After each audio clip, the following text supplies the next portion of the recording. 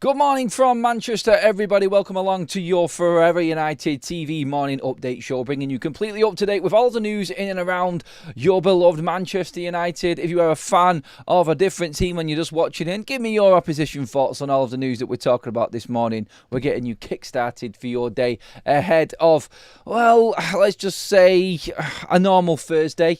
I don't know if anything is going to happen. I have got some updates. I have got some news brewing. I'm going to go through that with you. You can decide whether it's good or bad news. But one thing is for certain, United might have to move quick after I tell you everything that's going on in the transfer market today. There is a big call to be made, and it is regarding Manchester United's hunt for a striker. It is decision time because there is a lot of movement from other clubs for potential Manchester United targets. We have talked about the situation surrounding Victor Gyokeres in absolute detail, and United are well and truly in the race for the Swedish number 9, and it is a transfer target Manchester United can get. I want to talk about what Manchester United might have to do if they really want to back Ruben Amorim in terms of subsidising and making certain sales. But the information this morning, which is really going to catch the eye and what people are going to get probably concerned about, and I'm not saying this in a big negative because United can still obviously make their move alongside this, but we do now know that Arsenal are about to make a bid for Victor Gyokeres. That is the news coming from Portugal at the moment. Now, we knew that the agent was talking with representatives of Gyokeres, with Arsenal yesterday. We know that that meeting did go ahead. He was in London to speak to Arsenal. I think with what's happened with Manchester United, the agent has gone automatically across to Arsenal. He doesn't care where he goes. Let's just get one thing straight here with this Gyokeres situation. It is that the agent of Gyokeres and himself have got an issue with Sporting. United are just a side act on a possible future for the player.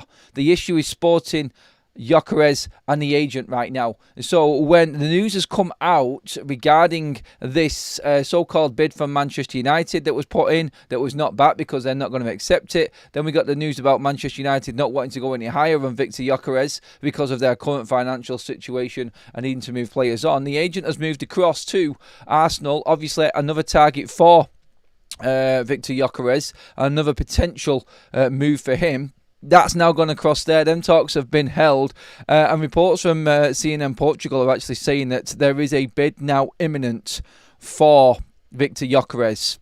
And that's coming from Arsenal. It's not news that we wanted to hear, and that's the Portugal side of things. So let's see if that does materialise into something, and let's see if this actually is real right now. But the concerning part about this is that the talks with Benjamin Sesko have cooled off. Which is a concern because that was what we was reporting was Arsenal's top target, and Sesko now being concerned himself, like we reported last night, about the option of Victor Gyokeres being there and Leipzig charging too much for him and stopping and halting his move to Arsenal. Have Arsenal pivoted? Because that's the rumours going around underneath at the moment. This hasn't broken out properly mainstream yet from anyone significant. This is all driven, and I have to make this very clear, driven by Portuguese reports. But it's the same Portuguese reports that broke the news regarding the situation with Gyokeres and the presidents of the club Sporting yesterday. And we have to take that serious because that is real now. Just like Romano said last night. Now, what is Manchester United's stance in this? Well, Manchester United are going to have to commit to some form of bid for Gyokeres very soon to counteract what is looking like a ready bid from Arsenal, who are ready to go and can offer more and can give Gyokeres better football, probably better wages right now than Manchester United with the financial situation that we're in. We're in a bit of a tough spot right now, and all eyes are on what Manchester United's next move is going to be with this, because we are running out of time, it would seem, if other clubs start to come in for Victor Gyokeres. And this now it's worrying because obviously we've lost out on Liam Delap. If we then lose out on a clear player that wanted to come to Manchester United because of our financial situation, I'm not saying it's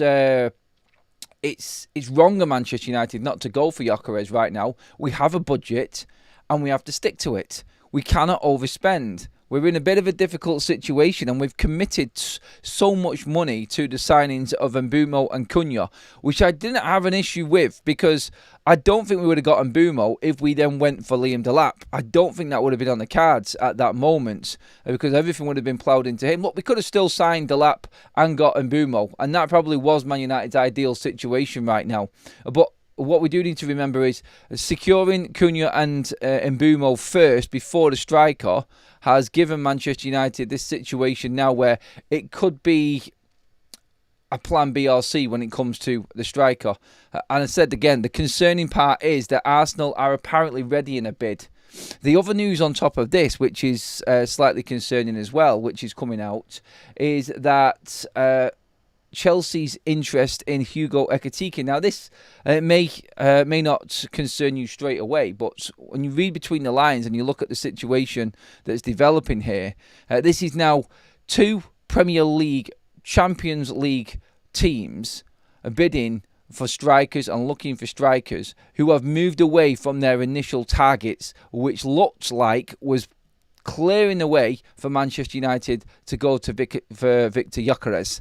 If United are not willing to go into Sporting and get a deal that suits Sporting, and I say again, this can still happen for United because they have got a good relationship with Sporting, and going forward, they don't want to damage that relationship. So they're trying to work around the issues that are in house right now at Sporting. But with Ekitike now, and what's being said by Ben Jacobs is reports earlier on that Chelsea were far down the line in terms of negotiations with Ekitike and Frankfurt are not as true. So it looks like we've been fed some more bogus reports regarding Chelsea and Ekitike. So I'm not saying that Chelsea are writing for Victor Gyokeres, but they were looking.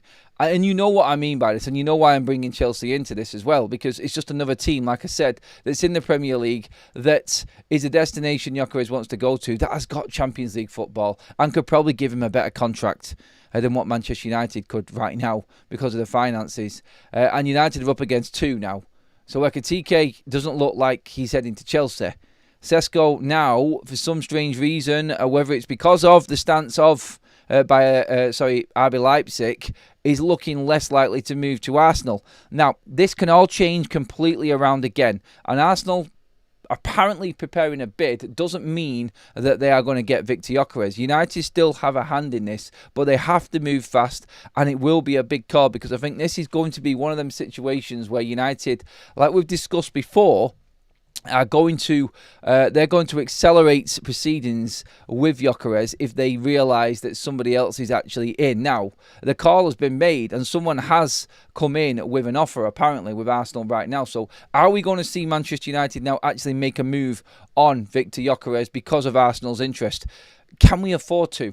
That's the more worrying question with all of this, because United now are in a realm where they're up against a team that has got the money to buy Victor Gyokeres, because they had the money to buy Sesko and they were bidding for Sesko, and it is working out a similar price to what Sesko was, and that's the new price for Gyokeres. So by that I mean Sesko was apparently 68 to 70 million for Arsenal. And that's what Leipzig were trying to bid Arsenal down to, and they were in and around that sort of area at the moment. So we know that Arsenal had the money to go for Sesko. If they've got the money to go for Sesko, they've got more than enough money to go for Victor Gyokeres. That's the concern in that. We know that Chelsea are one of the best positioned clubs in the Premier League right now to go and attack PSR this summer. So we're up against them, which is a bit of a problem. United are going to have to make some sacrifices here. And in sacrifices, I think the conversation moves on to what we've been talking about regarding players that were being sold. And I want to move on to the financial situation of United at the moment, in terms of what we might have to do to subsidise deals, what we might have to do to try and move players on. Are we going to have to take cut prices on a few of these players just to get them out the door so we can make room? That's the situation that's developing at United now. And when I say big call, United have moved very, very quickly in this transfer market already, but I don't think they envisaged a situation developing like this now.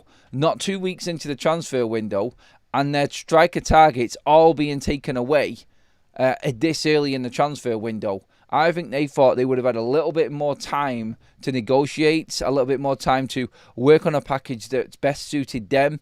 They're not getting that right now because of our difficult situation within the Premier League, where we are, how much money we've got, the league standings and everything like that, and how poorly we've been performing. And this is the biggest problem that we've got at Manchester United now, and it is going to be a continuous problem, I feel, because we aren't going to be able to compete with certain clubs anymore. And I believe that United have done well so far in what we've got, but have we just run out of that Manchester United law? Have we come up against one too many? Is it just a bridge too far for Manchester United to get Gyokeres in, as well as the other two signings that we've made? As good as they have been, we want more. Of course we want more. We need a lot more positions filled in this team, and a number 9 is absolutely vital. But one by one, our targets are starting to look a little bit more difficult to get our hands hold of. And I'm not complaining at all about what Man United are doing. I don't think we're wasting time. I don't think we're dragging our feet. I don't think we have wasted any opportunity at all so far. And I'll stand by what I said. I think it's very positive in what we're doing right now. And the deals that are getting done are good. The only reason that Victor Gyokeres is a hot topic at the moment is because what he said and what has come out from Fabrizio Romano regarding him wanting a possible move to Manchester United still.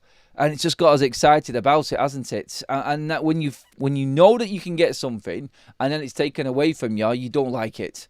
And that's what I think we're dealing with now. It's going to be a difficult one to handle if he does go to a rival. But look, the reality is always there. And we have to just remember that this was a possibility for United, that other teams were going to come in and take our targets away. And that's the situation that's developing right now.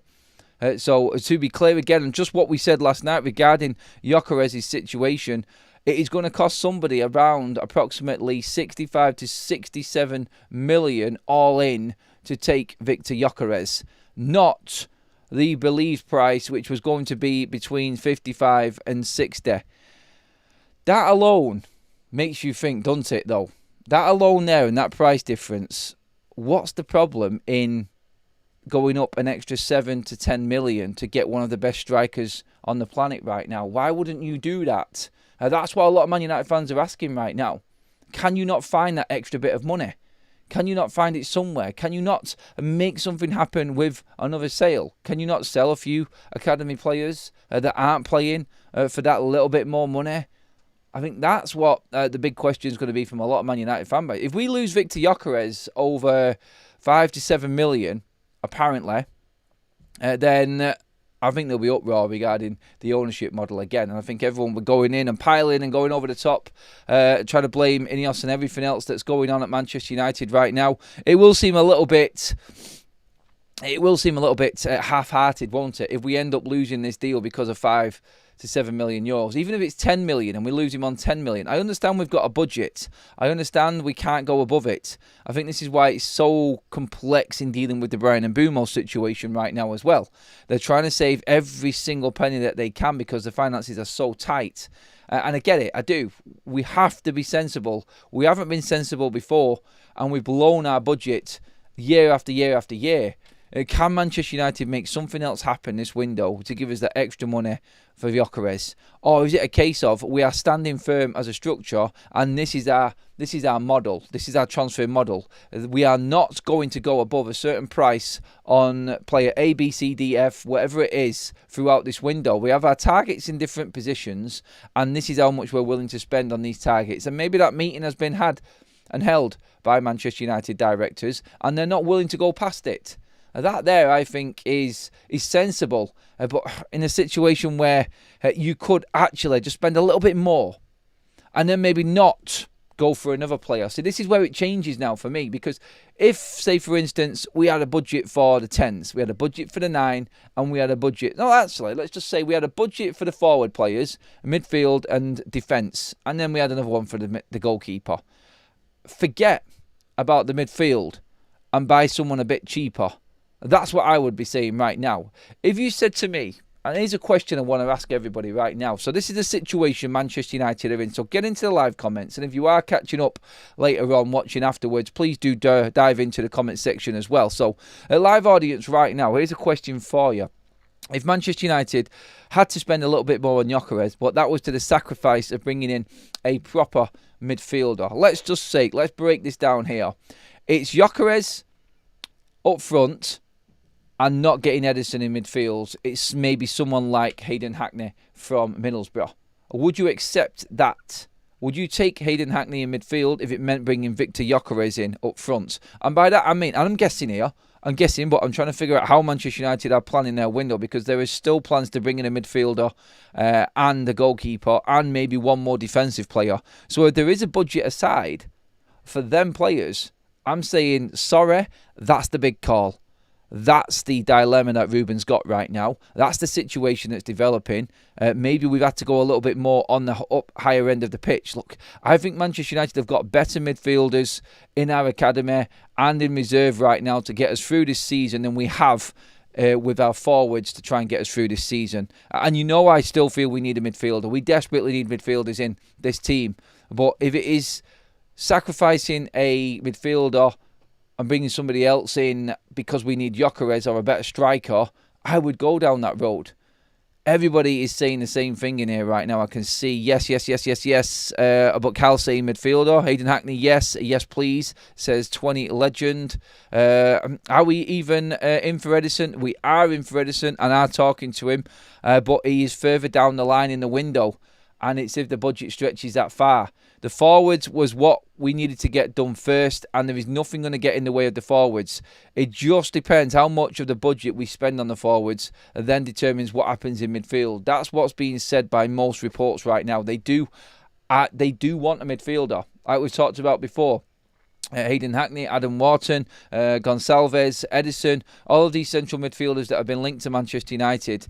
There are different levels to them. I think there's a plan A, B and C for Manchester United. I think Hayden Hackney is the most likely midfielder at the moment, going off reports. There is a real link there, and the connection to Carrick. I know he's now gone from Middlesbrough, but still, I think if United do go all out up front, and there was a case that this was going to happen anyway, there was a chance that Manchester United may have to blow a budget to try and get the forwards in that we need. And you know what? That is the area of the pitch that is in most need for Manchester United right now. It really is. I know we've got academy players coming through, but I think we can actually buy someone like Hackney to come in. And this is why I was big on Joe Bellingham as well, for his price, and why United were probably looking at him. The biggest issue is that forward line, and that always was the biggest issue for Manchester United, and they needed to attack that first, and that is where we're at right now. But that is causing a problem with the rest of the window. Are they willing to take it to that level and sacrifice the other positions for this window? That's the big call I feel in this as well. Let's get through some of your comments. A lot of you are actually saying go for the midfielder, but the majority saying yes, I would sacrifice the other positions. Adam, would you keep Onana if it meant we got him? I'm not worried about that situation because I've always been acceptant of Onana staying. I just don't think he will be Man United's number one next season. I think there is a goalkeeper coming in no matter what, because we need to bring someone in, because Bayende is going to be sold. So I think they're trying to find someone in the realms of like a number two that could possibly be a number one for Manchester United. I think the scouting and the recruitment team are in overdrive on that one in trying to find that little gem of a goalkeeper. I'm accepting that Onana is probably going to stay because no one wants to buy him. That's the problem I've got. United won't sell Onana unless someone comes in with the right price. They can't afford to right now. But they are going to bring another goalkeeper in, so I'm accepting. So I'm not bringing the keeper in. Say, for instance, you made up that scenario and it meant keeping Onana to get a striker in. Or would I sit here with one more season of Onana? That would be difficult for me. Because getting rid of Onana will help Manchester United, but having no striker this season is probably worse. Yeah, it's a tough one. It is a tough one. But I can still see Onana being in Manchester United's side next season in the team. But like I said before, I would sacrifice the defender. I would sacrifice the midfielder to get a goalkeeper. I would. That's where I'd be at. I won't sacrifice the striker at all. That is the most important player on the pitch for Manchester United right now. You need someone who can put the ball in the back of the net. I think it's key. And I think United and Ruben know it as well. Right, we've got loads of super chats to get through. Now let's get through some of these and get your thoughts on this. Manny started us off this morning. United are doing exactly what's required. Secure 2 guns at 10s, then another 6/8, a right wing back, a goalkeeper, and a cheap 9. AMORIMS can transform. We're doing great. We can't find the cheap 9. There's no such thing as a cheap 9. That's the problem that we've got, Manny, right now. I don't think we can secure a cheap 9. I think the money needs to be spent on the striker. I really do. Don't get me wrong, I think United's attack is better already with Mbeumo and Cunha coming in, but we cannot rely on Rasmus Højlund being our main striker next season. Whether you feel like you can convert Xerxes or not, we still need a striker. We do. Glenn says, James at the Moppeteers seem to think it may be a game by Sporting mouthpiece newspapers. I guess we will see. Look, we just know that them other clubs are involved. And if the price is too high for United, Glenn, then we are going to be up against it. That's what I'm making a point of this season. Gyokeres is not done. He is not done. United can still get him. And I want to make sure that that point is made clear this morning, because we did it last night as well. We made the point in saying that Romano has said that United are still in. They have to move things around though. And they may have to change the transfer structure for this window a little bit to get this deal over the line. No resale of value. This is why, Adam. Because of poor recruitment before, mate. Exactly. Mbeumo is more important than Gyokeres. Going back to Ant there, he means probably Gyokeres is no resale. It doesn't matter if you get into the Champions League, mate. The Champions League is where the money is. And the Champions League and shirt sales and everything else will cover what Gyokeres is. The resale thing isn't something Manchester United are thinking about right now. They need to, first and foremost, get the football back going in a positive direction. That's where Manchester United's thoughts are right now. You can say there's the resale, and there is parts of that are resale for Manchester United, but it's about backing Ruben Amorim right now, and they need to be competitive. They're only competitive and profitable if they're in the Champions League. And that has to come first. Not thinking about resale, not thinking about the future of players. They're looking to be competitive and win trophies and win money that way. If you get into the Champions League, you can get into the Club World Cup. The Club World Cup brings you absolute massive riches. I mean, for entering the Club World Cup, by the way, you get 50 million just for entering it. That's the entrance fee for European clubs in the Club World Cup. 50 million. If you get up there, you're looking at 100 million for winning the competition. That's how big the Club World Cup is. And you can only get there through doing well in the Champions League.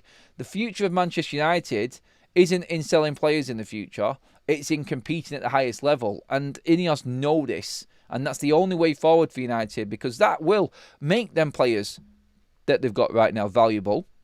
It will attract other players in at better prices that they can afford. And the whole restructure of Manchester United can go from there.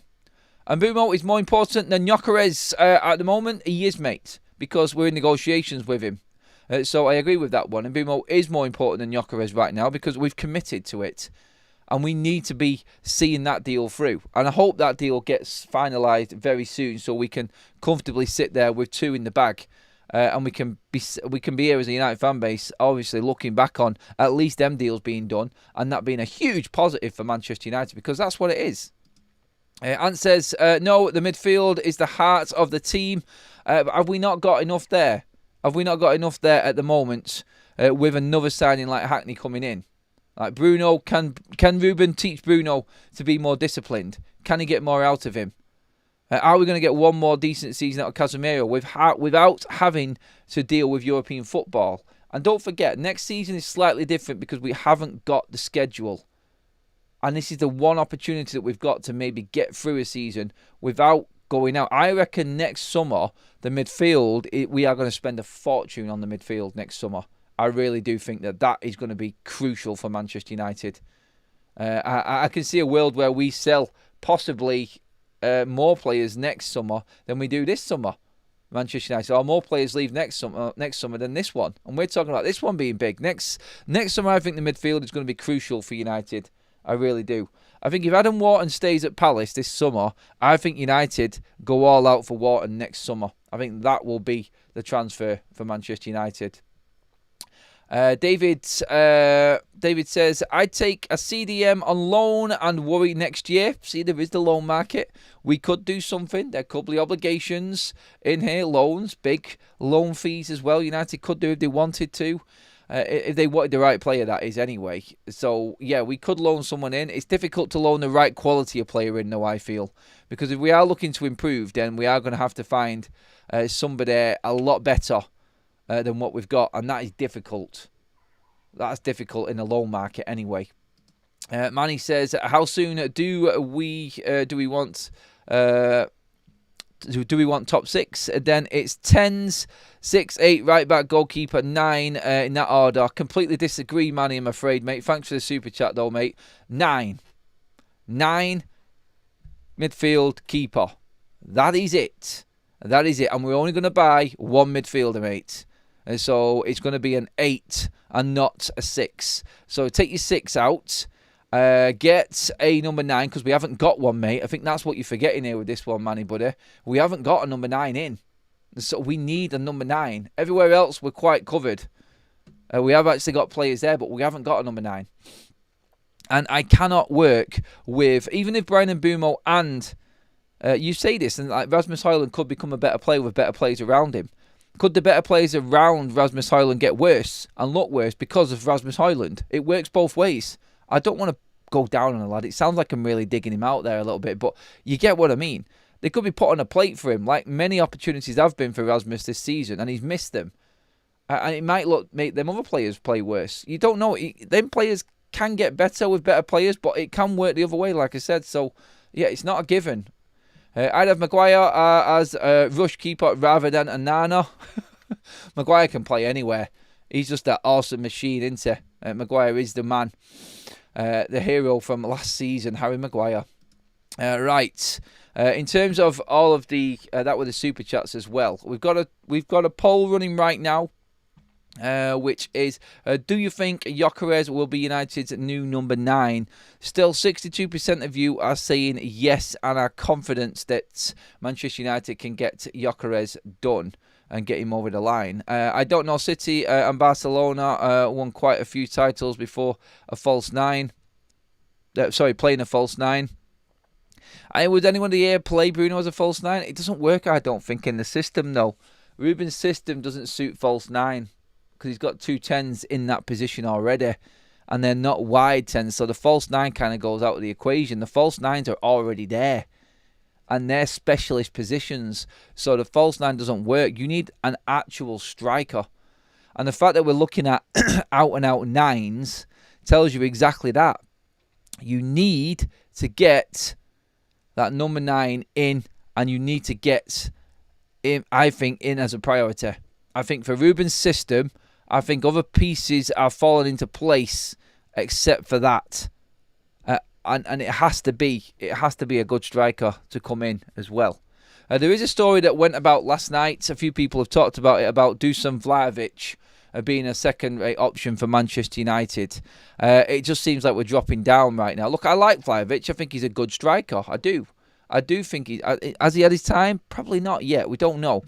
I don't think he's as mobile as Gyokeres. I don't think he has the qualities that Gyokeres has. But yeah, there is a story going around from Italy as well, which is regarding the striker situation with Vlahovic and what's happening at Juve. They want to offer him out. Obviously, they want him out, as we've touched on before. Vlahovic for 20 million is a serious situation for any club this summer if they want to take Vlahovic.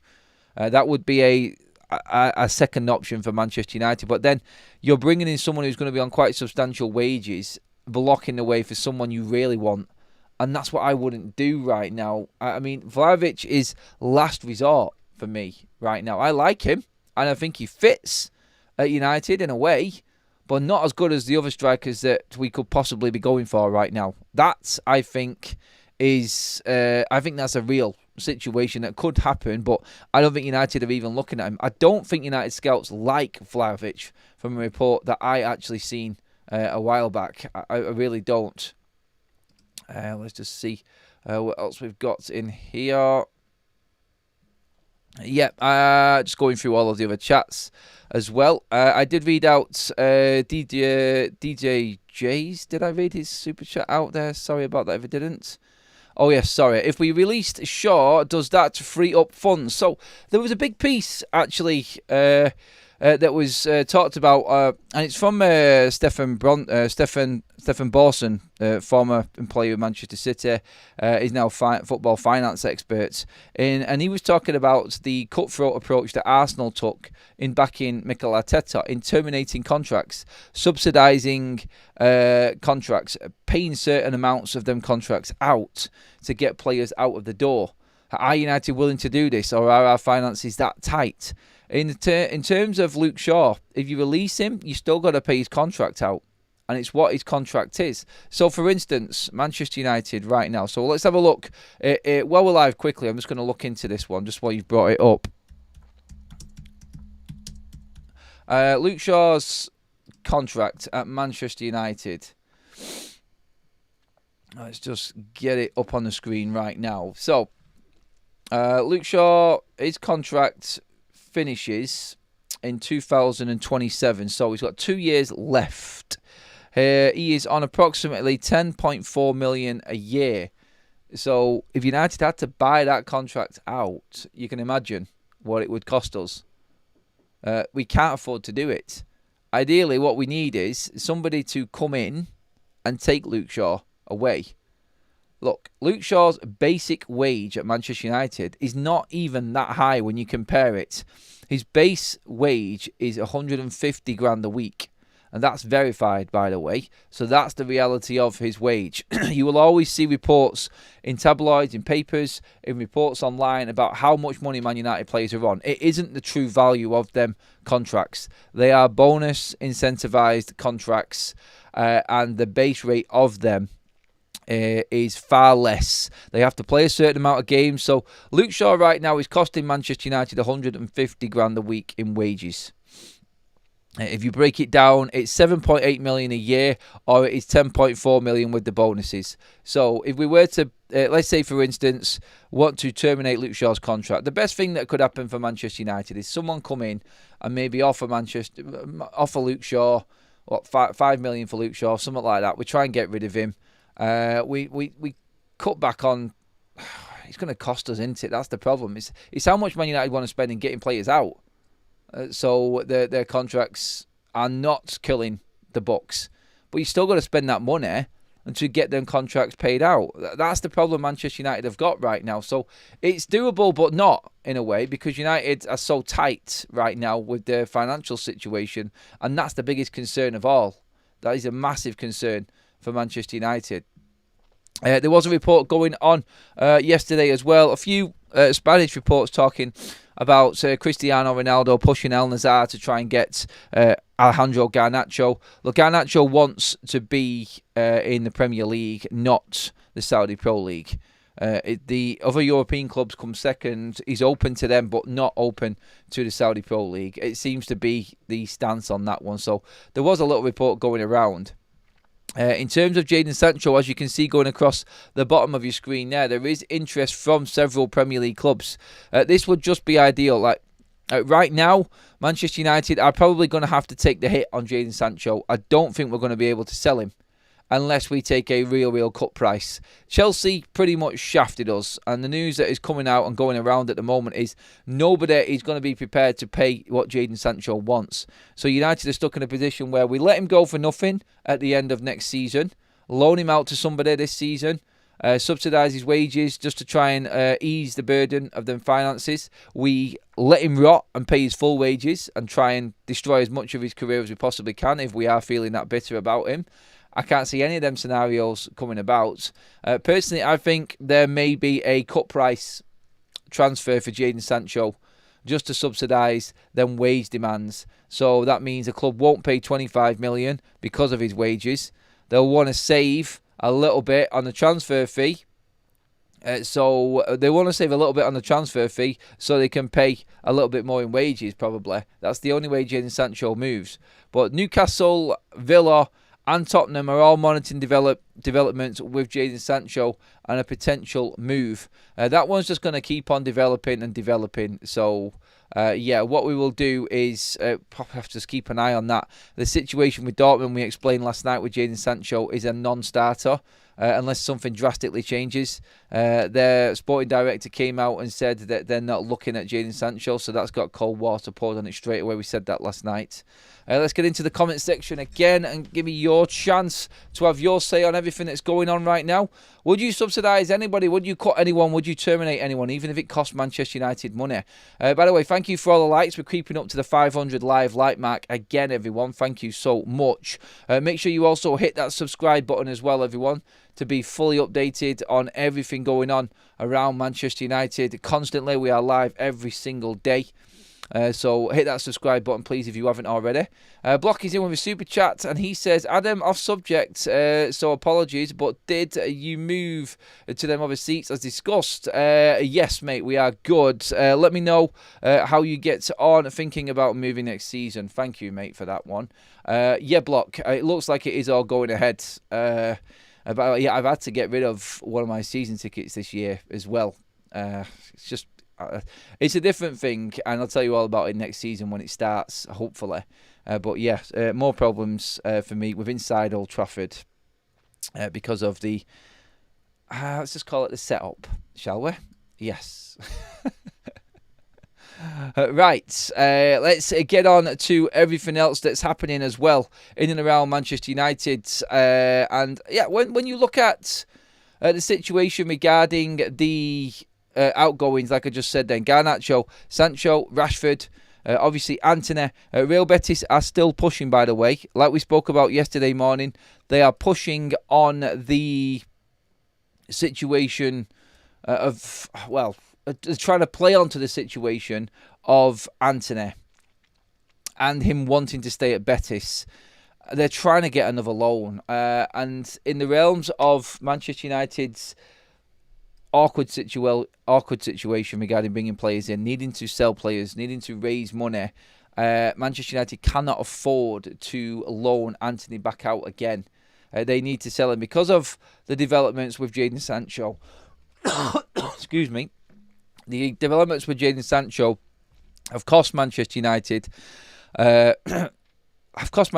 financially, and it probably will come back to bite them on the arse again. They can't afford to loan Antony back out again like Betis wants. There is no other news or updates on anybody else coming in for Antony at the moment. The biggest talk is of Antony and Real Betis communicating with Manchester United still. Hopefully Man United stand firm on this one and don't loan Antony out, because we really do need the money in right now. And that's a situation which is going to develop, I think, over the coming weeks. This one, I think we can expect to get sorted very, very soon, because as soon as July 1st hits, you'll get all of the other big hitters coming in. So hopefully we hear that Manchester United have not done a deal with Betis. And where that may sound bad, it probably works out better for Manchester United, because we're in a situation where, obviously, like I said, we need the money, and teams that have got the money to spend on Antony probably won't come to the fore until July 1st when the new financial year starts. So anything for Betis or any deal for Antony in June is probably not good for Manchester United, because it would mean that we've accepted a deal on loan again for Real Betis, which isn't good enough. So, yeah, if United were to loan Antony, they would need a serious, substantial loan fee and then an obligation at the end of it, which Betis cannot afford. I don't even know why we're negotiating with Betis. I think it's just out of maybe the goodness of our hearts, because they took Antony on loan last season and he did so well. And like they said, they looked after the player, and United should be grateful for that. Shut up. But again, July 1st, I think, could be big for Antony. So I think a couple more weeks to wait regarding anything big on the Antony situation, I think, more than anything. Interesting story coming up. Quickly, let's get this super chat out of the way from DJG. Thank you again for that one, mate. If Sancho and Rashford doesn't leave, send them on tours with youth players that earn the money back. Unfortunately, again, I would love that scenario to happen, and I'm with you. I'd let them both rot, but United cannot afford financially to allow that to happen. That's the stickler in all of this. We cannot, because of previous errors that United have made in the past with these contracts, afford to give these players what they really deserve, which is just letting them rot in the background and not getting anything It's like you cannot teach a player a lesson anymore. It's like players have got all of the power, and that's been the biggest concern for years now. I've been talking about this for quite a while, but yeah, I would love to do that, mate, but I just don't think it is doable for Manchester United at all right now. Ross, with no super chat, no financial benefit to a loan payment, running down another year of PSR commitments, then selling him next year. They need to sell him for mid-30s to break even this year. They do need to sell him for mid-30s to break even this year. If they sold him for mid-30s next year, we would probably make a profit then, but we're not getting anything this year. That's the problem. And we're still having to pay this year's instalment payment for Antony. And still pay his wages, or part of it probably. In this loan deal, Betis don't even want to pay his full wages. It's like, why would United even entertain this offer? It's ridiculous that United would even go there. Could we use Sancho/Rasmus or Rashi as a make-weight in the Gyokeres deal? I'd love to send them over there, but Sporting have got no chance of affording the wages of them players. That is the problem that we've got. The wages again and the contracts that these players are actually on. A really interesting story. I'm just going to read this out here. Remember the story regarding Manchester United that I brought up yesterday in the goalkeeping situation? Just to touch on that again. Ben Jacobs came out and said Marcin Bulka is one name Manchester United are looking at as a potential goalkeeper next season. This cannot happen because the player is at Nice. And the situation is, and this is a report from the Swedish Rumble, brilliant piece actually, as United didn't have the same pull as Manchester City had with UEFA, who granted an exemption to City to play in the Champions League despite Savio for 25 million from Girona, with both competing in the Champions League. So Savio from Girona, so club-to-club contact of clubs that are under the same ownership. We're talking about Nice and United here, so he's used Girona and City as an example, and City's pull on UEFA, which is bad and damning. So the club was banned from buying Jean-Claire Todibo from Nice last summer. Again, that's the first point. But UEFA's transfer ban on United/Nice dealings actually doesn't just stop there. It extends over a period up until September 2025. This year, obviously. The Premier League summer window is, however, open in September, on September 2025 for all of 13 hours. It closes at 1 p.m. on September 1st. So theoretically, United can buy Bulka from Nice this window as long as the content of the ban is accurately described in UEFA's release. This is not just relevant in relation to Bulka. United has already loaned Enzo Canabiec to Lausanne, and Sekou Kone is rumoured to be going there as well. Nice will play in the Champions League next season. Wouldn't sending someone like Aiden Heaven or, say, a Toby Collier there as an option be an option? Nope. UEFA has banned that unless they want to wait until September, but I doubt that is an option. And basically what he says at the end of this is, it's valuable to have the pull the oil states have on UEFA and FIFA, isn't it? Just threw that in there because it relates to how Manchester City and the state-owned clubs are dealing with things, and the money involved behind the scenes, the corruptness basically is what he's reporting on this here. And why is it different for Manchester United than it is for Manchester City? That's the question he's saying. But it also relates to Manchester United not being able to buy Bulka in as a goalkeeper this summer unless we squeeze him in the last 13 hours of the transfer window as a last-minute deadline day signing. But again, then, like he says, the rules have to be very, very clear for Manchester United to do this. Otherwise, we would have spent money and it'd take us absolutely nowhere. But how bad does that sound? The fact that Manchester United can't do these dealings, but Manchester City can. It does look a little bit sus, doesn't it? It really does. Let me just check on everything else that is going through as we go right now. Look, by the way, just on the striker front, going back to what we were talking about with Victor Gyokeres at the start, United may need to act soon. Look, there is no definite that we're not going to be able to afford Victor Osimhen yet. Obviously, there is a situation where United may get a little bit more desperate towards the back end of the window and go and get Osimhen. Sesko is not off the table for Manchester United. He's an option. We would have to use all of the connections and pulling power of Christopher Vivell to make that one happen, no. And he may be even more expensive than what Gyokeres is. But if Leipzig are desperate to sell by the end of this window and no one has taken Sesko, could there be deals to be had? That's where we're looking at right now. I think Arsenal, Chelsea, teams like this, the Champions League teams, they're looking to try and finalise their squads as quickly as possible to get everything in place for big seasons. Not saying United isn't a big season, but we're not playing for as much or competing for as much as them clubs. So that's something that we have to look at as well in all of this. Is there anyone that would take Vlahovic, by the way, for 20 million? Just quickly want to ask the chat on that one. Is there anything there at all?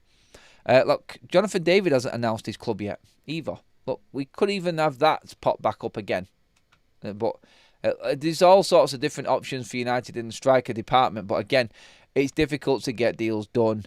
Unfortunately, for United right now, we're up against it because of the lack of European football. That's all it seems to be the problem for United. And that game had such an impact on us, that Spurs game, when it came to what we could and couldn't afford this summer. We will end up with Arnautovic. I can see it says MA. Al says, why did we not go for Naipan? The kid is a lifelong United fan and super talented and cheap, and we ignored him. What's Vivell and Wilcox doing? Is he that good, though? Is he that good? The Norwegian League. Look, United were all over him for over 2 years. There's a reason why we didn't buy him. Something wasn't right there. So I'll trust the judgment of looking at that play for so long. With him being so cheap, even United would have gone for him, mate. So I'm not looking at that as a big issue, to be honest. Glenn says, wasn't that explained because City did crafty having him on loan at Girona from a non-Champions League team in the City group, and it was they who City got him from? Yeah, there was a lot of explanation before that. I think the problem that we've got here, mate, is with this one is that City managed to get that player-to-player situation through loans. Manchester United are not able to do that, and also Manchester United would have been able to compete probably in the Champions League this season because Nice are in it as well. But City can, even with Girona in the same Champions League competition. But again, yeah, like I would trust in Swedish Rumble's research and what he's writ there as well, because he is all over that regarding the rules, stipulations and financial side of things. So yeah, you are right in it, Glenn. There was explanations before on it, but it seems to have been easily brushed away under the carpet, whereas Manchester United can't buy Jean-Claire Todibo, even though we are able to compete in the same competition as Nice through other, basically through other changes of rules. So by that I mean United can compete in the same competition as Nice like we did last season in the Europa League, but we can't buy a player from that club. So why is the rule different to compete in a competition than it is to actually buy? When City did both as well. I think that was the point that was being brought up. United cannot do anything. And it's weird how it's come up to the September 25th mark as well. And there's actual deadline on that. Yeah, please do. Just 1 second. By the way, everybody, anyone looking for them jerseys that we've been talking about, the shirts, the football shirts, the Manchester United new shirt is released today as well. We do have it on our store as well on OK Jerseys. The link is in the live chat now. If you want to buy the new kit but not spend a lot of money, there it is. It's on that shop. So too is the away shirts and a few others that I have sported and worn over the last few shows as well. I'll probably put one on later for you as well. But yeah, that shop is open, everybody. And get into the live chat or drop into the description. OK Jerseys is where you need to be. Use that link of mine there. All the discounts are added in already. Cheers for all your hard work, buddy. Thank you, DJ G. Appreciate that, mate. And yeah, that pretty much covers everything. Again, it's not the news that we wanted to hear this morning. It's not the news we wanted to start our day with. It's not dead in the water as in Victor Gyokeres right now. United have to make a move. But if anything, we can look at this as a positive that this is now forced in Manchester United's hands and we can't dwell on things. If we do, we lose him and then we know that we have to go for somebody else. So if anything, it's going to bring in results. Whether it's the result we want, that I think is, well, that's for you to decide. Whether you think that's good news or bad news. Please, everybody, give a like on the video. Pop a like on it if you're loving the content. Make sure you hit that subscribe button. We're on the march. We want 90k before the start of the season. We're getting closer to 84, literally just about 100 subscribers away from 84k now. So if you haven't already, please hit that subscribe button. Be part of the Forever United TV journey as we march on to that silver play button this year. We've got to make it this year, my God. Surely we can. It'll be epic to get that done within 2 years. So thank you all again for your participation. Thank you for all super chats, of which there have been loads this morning again. And please do drop your comments in on the video on all subjects we've talked about here. Are you concerned? Are you worried about the situation with Gyokeres? Or do we just move on to another target? I still don't think this is dead. I think United can still get Gyokeres. I do. I don't think United may have something else up their sleeve. And maybe Arsenal are just going to push us into getting this deal done. You never know. You never know. But for now, that's it, everybody. I'll see you all later on. Make sure you stay tuned for all of your updates regarding Manchester United. If anything breaks, I'll have it covered for you all. Make sure that you do hit that subscribe button alongside the bell notification to be completely updated on everything. Pop a like on the video, and I'll see you.